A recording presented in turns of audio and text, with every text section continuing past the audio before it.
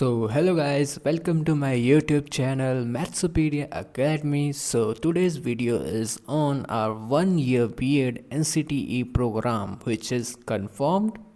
क्या ये confirmed है? ये है हमारे पास क्वेश्चन। तो ये confirmed है कि नहीं, मैं इस वीडियो में आपको क्लियर कर दूंगा विथ प्रूफ के साथ। तो चलिए बिना किसी देरी के इसको स्टार्ट करते हैं। तो सबसे पहले आप चले जाइएगा वेबसाइट और उधर डाउनलोड कर लीजिएगा जो NCT का 1 year का B.Ed का जो हमारे पास नोटिफिकेशन है, जो कि कुछ इस तरीके से दिखता है। तो ये है हमारा जो प्रॉपर नोटिस, ठीक है। तो ये है हमारा जो NCTE का प्रॉपर नोटिस, जो कि मैंने भी डाउनलोड किया है, आप भी डाउनलोड कर सकते हैं और प्रॉपरली इसको अपने हिसाब से देख सकते हैं। यूट्यूब में कोई कुछ कहेगा, कोई कुछ करेगा नहीं, पहले हमको खुद जाके चेक करना है। मैं तो आपको बता ही दूंगा, आप खुद भी जाके चेक कर लीजिएगा, ठीक है। नेक्स्ट है ये चीज़ जो है ना, ये चीज़ यहाँ पर लिख रखी है ड्राफ्ट। ड्राफ्ट क्या होता है? ड्राफ्ट का मतलब होता है जब भी कोई पब्लिक हमारे पास गवर्नमेंट होती है, वो जब भी किसी एक नोटिस को, जो प्रॉपर नोटिस है, उसको निकालने वाली होती है, तो उससे पहले वो एक कच्चा चिट्ठा जो कि ड्राफ्ट है ना, उसको निकालती है। उससे क्या होता है कि लोग जो है ना उसको पढ़ के उसके अगर कुछ गलतियां हो गई है, कुछ सुधारना है, कुछ उसके बारे में नया बताना है, तो वो है गवर्नमेंट आपसे मांगती है, सजेशंस मांगती है। तो वही लिखा है कि draft NCTE regulation 2025 along with norms and standard of teacher education programs in alignment with the NEP 2020 in the public domain for seeking inputs and suggestion. तो पब्लिक डोमेन में इन्होंने अपना जो ड्राफ्ट दे दिया है। अब अगर आप इसमें कुछ संशोधन करवा देंगे तो वो संशोधन हो जाएगा, प्लस आपका जो पक्का नोटिस है वो भी रिलीज़ हो जाएगा फटाफट से, ठीक है। तो अगर आप ये इधर ध्यान से ये चीज़ देखेंगे, क्या है ये चीज़? Bachelor of education programme 1 year leading to the bachelor of education B.Ed degree. तो हमको यही अपेंडिक्स 7 पे पढ़ना है, जो कि पेज नंबर 68 में। तो चलते हैं पेज नंबर 68 में, और ये हम आ गए पेज नंबर 68 में। तो आप इस 68 पेज नंबर में आप भी खुद जाके देख सकते हैं कि NCTE of education of notification निकाला है इन्होंने कि norms of standards of bachelor degree 1 year programme के लिए। तो प्रीमेबल है ये हमारे पास जो बैचलर डिग्री होगी ना, bachelor of education programme of 1 year degree is professional programme. तो ये हमारे पास एक प्रोफेशनल प्रोग्राम होगा, प्रोफेशनल। कोई ऐसा नहीं कि सस्ता मस्ता कोई जुगाड़ करके, ये नहीं, प्रोफेशनल प्रोग्राम खुद NCTE ने लिख रखा है। To prepare teachers for schools, the programme shall be offered by multidisciplinary higher education institutions and the programme is design to prepare prosperity quality teachers. जो क्वालिटी टीचर्स बनाने के लिए प्रोग्राम यूज़ होगा for the pedagogical and curriculum structuring of school education as investigate in NEP 2020, ठीक है। तो ये professional programme होगा। पॉइंट नंबर 1 से हमें ये पता लग गया है। नेक्स्ट है ये जो B.Ed 1 डिग्री प्रोग्राम है, ये 5+3+3+4 के डिज़ाइन से चलेगा। तो कि 5 हमको बताता है कि वो फाउंडेशनल है, प्रिपरेटरी है, मिडल है एंड स्कूल है। तो आप उसके हिसाब से चूज़ कर लीजिएगा, ठीक है। ये जब आएगा ना, मैं इसको और अच्छे से क्लियर कर दूंगा। अभी फ़िलहाल ये जान के रखिए कि इस स्टेज में हमारे पास जो है वो बनेगा, ठीक है। B.Ed 1 year degree will be lead to a award of Bachelor of Degree in education with state specific specializations. Upon successful completion of B.Ed 1 degree program, candidates will be eligible to pursue master degree. तो ये अगर किसी के दिमाग में doubt है कि sir मैं मास्टर B.Ed डिग्री जो है वो अगर मैं 1 year की कर लूँ तो मैं क्या M.Ed कर सकता हूँ कि नहीं कर सकता हूँ 1 year की? तो हाँ, आप M.Ed आराम से कर सकते, कोई दिक्कत नहीं होगी, ठीक है।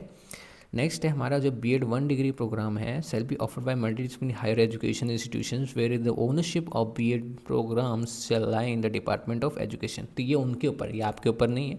जो भी इसको ऑफर करेंगे ना B.Ed 1 डिग्री को एजुकेशन को, तो डिपार्टमेंट ऑफ एजुकेशन के अंडर वो लाई करने चाहिए, ठीक है। And TI and HEI higher institutions जो है offering B.Ed 1 degree programme shall submit performance appraisal report जो पार है एज प्रिस्क्राइब्ड बाय NCTE। तो वो जब उनका जब हमारा B.Ed 1 डिग्री लागू हो जाएगा 1 year वाला, तो उसके लिए उनको जो अपना रिपोर्ट है ना, पार रिपोर्ट, वो जमा करना पड़ेगा NCTE को। तो ये हमारे लिए कुछ नहीं है। तो ये है उनके लिए कि ये एलिजिबिलिटी कौन, मतलब जो HEI है ना, हायर एजुकेशन इंस्टीट्यूशन, कौन कौन अप्लाई कर सकते हैं। तो अगर प्राइवेट में करने का सोच रहे हैं ना कि मैं प्राइवेट में कर लूँ, तो ये दो चीज़ है ना आपको पक्का देख के जानी है कि वो जो इंस्टीट्यूशन है वो इसके अंडर लाई करता है कि नहीं करता है। क्या है वो? तो multidisciplinary higher education institutions offering the ITEP aligned with NEP 2020 shall be eligible to apply for B.Ed 1 year programme. जो ITPT के अलाइन कर रहे हैं किसके साथ? NEP 2020 के साथ, तो वो आराम से वो ये दे सकते हैं, ये प्रोग्राम हमको दे सकते हैं। और any existing stand alone teacher education TEI offering B.Ed 2 year, जो B.Ed 2 ईयर दे सकते हैं वो भी कन्वर्ट कर सकते हैं अपने B.Ed 1 ईयर को। अगर वो B.Ed 2 ईयर रखना चाहें तो रख सकते हैं, 1 ईयर अगर उसको नया इंट्रोड्यूस करना है तो उसको भी कर सकते हैं। ठीक है।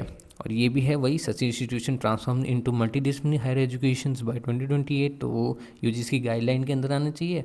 और ये 2030 तक वो सब कर लेना चाहिए। ठीक है। नेक्स्ट है ड्यूरेशन एंड वर्किंग डेज क्या होगा। तो ड्यूरेशन ऑफ वर्किंग डेज जो होगा, ये जो है B.Ed 1 ईयर ये हमारे पास सेमेस्टर 1 प्लस सेमेस्टर 2, मतलब 2 सेमेस्टर इसके होंगे। टोटल 12 महीने का ये कोर्स रहेगा, 12 मंथ्स। ठीक है। एंड इसमें स्कूल इंटर्नशिप भी होगी हमारी।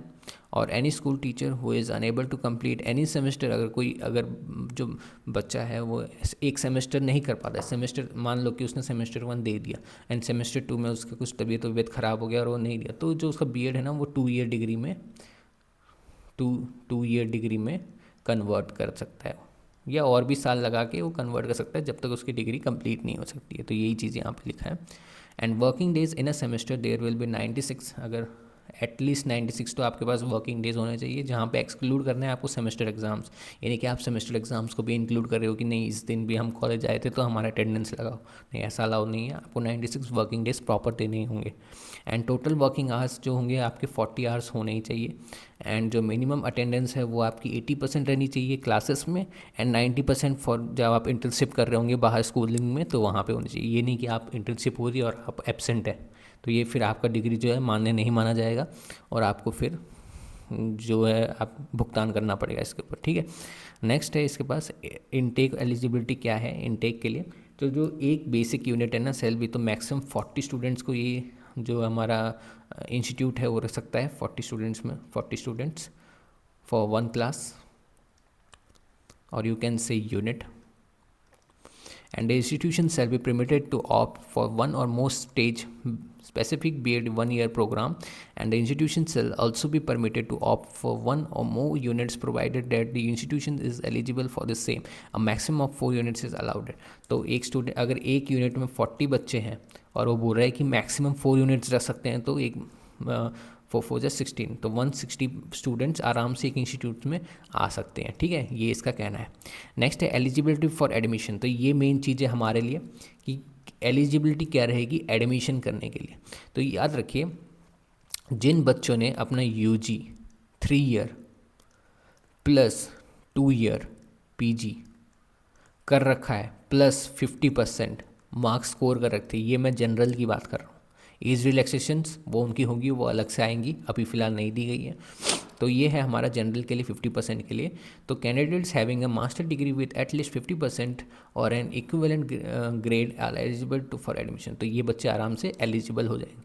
प्लस जो बच्चे जिन्होंने UG जो है अपना 4 ईयर कर रखा है, वो बच्चे भी विथ 50%, और ये मैं फिर से जनरल की ही बात कर रहा हूँ, तो ये बच्चे भी आराम से एलिजिबल हो जाएंगे। और रिलैक्सेशन है जो दूसरे कास्ट है, OBC, schedule caste, schedule tribes, तो उनके लिए अलग से रहेगा, मुझे लगता है 30% तक होना चाहिए। ठीक है, ये हमारे पास एलिजिबिलिटी। एडमिशन प्रोसीजर क्या होगा, जो NTA है मुझे लगता है मोस्ट प्रोबेबली आपका जो मार्च में है ये फॉर्म आ जाएंगे, और आपका जून जुलाई जो है वहाँ से बैच स्टार्ट हो जाएगा, पहला बैच ऑफ 1 ईयर B.Ed। ठीक है, तो ये है NTA को ये एप्टीट्यूड टेस्ट कराना कहेगा, जो कि पूरे इंडिया में सेम ही होगा। तो ये एनटीए पे बहुत बड़ा जिम्मेदारी दे चुके हैं फटाफट से कि आपको ये फटाफट ये जो एग्ज़ाम है इनके बारे में पूरा कोर्स निकालना होगा, एडमिशन निकालना होगा और प्लस एग्ज़ाम फॉर्म पैटर्न ये सब निकाल के बच्चों को देना होगा। और अभी फ़िलहाल जनवरी चल रहा है, मार्च तक मतलब 2 महीने में अंदर ये सब कुछ एनटीए को करना पड़ेगा। ठीक है, करिकुलम क्या रहेगा एंड प्रोग्राम इम्प्लीमेंट क्या रहेगा। The curriculum and programme implement shall be based on model and suggestive curriculum syllabi developed and modified by NCTE from time to time. All the HEIs offering B.Ed 1 year programs shall adhere to the model suggestive curriculum. तो ये क्या है, syllabus है, जो syllabus है NCTE के regulations के अंदर होगी, जो NCTE उसको निकाल देगी, तो वो उनके लिए है, वो आपस में वो सब देख लेंगे। तो हमारे लिए यहाँ तक इतना ही था शायद से। द HEIs फुलफिल भी रिक्वायरमेंट ऑफ द ये HEIs के लिए कौन कौन से ये आप पढ़ सकते हैं जब आप अगर करना चाहें उनसे, और ये उनकी फैकल्टी के बारे में कि क्या उनको कितने फैकल्टी रहेंगे, कितने असिस्टेंट प्रोफेसर, कितने उनकी स्पेशलाइजेशन क्या रहेगी, उनका कोर्स क्या रहेगा, तो ये सब उनके ऊपर है। ठीक है, तो यहाँ तक हमारा जो था ये हो गया। और प्लस इसका मैं आपको अप्रॉक्स इसका जो अगर आप गवर्नमेंट से करना चाहेंगे तो इसका जो अप्रॉक्स फ़ी रहेगा वो 18K से 20K रहेगा। एंड अगर आप प्राइवेट से करना चाहेंगे तो ये आपको 30K से 35K तक पड़ जाएगा फॉर 1 ईयर, जो कि 2026 में लागू मोस्ट प्रॉबली जो है लागू हो ही जाएगा। तो आप अपनी प्रिपरेशन जो है वो फटाफट से स्टार्ट कर दीजिएगा। प्रिपरेशन में आप क्या स्टार्ट कर सकते हैं, अपना कंप्यूटर अवेयरनेस, जो कि मैं इसी चैनल में बनाने वाला हूँ, कंप्यूटर अवेयरनेस, टीचिंग एप्टीट्यूड,